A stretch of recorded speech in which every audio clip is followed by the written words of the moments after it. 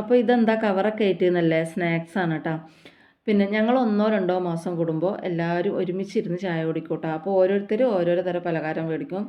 ഞാനിന്ന് എന്താ മേടിച്ച്, ഉള്ളിവട വാങ്ങി. പിന്നെ ഒരാൾ പഴംപൊരി ഉണ്ടായിരുന്നു, സമൂസ ഉണ്ടായിരുന്നു, അങ്ങനെ മുളക് ബജ്ജി ഉണ്ടായിരുന്നു. അങ്ങനെ 5 ആൾ 5 തരമായിട്ട് വാങ്ങിയിട്ടാണ്.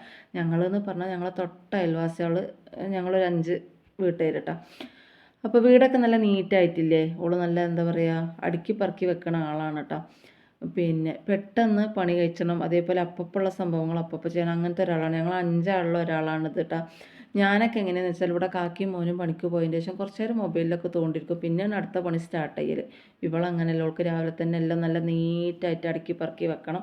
സത്യം പറഞ്ഞാൽ വല്യമ്മേരെ സ്വഭാവമാണ് കേട്ടോ അത് കുറേയൊക്കെ.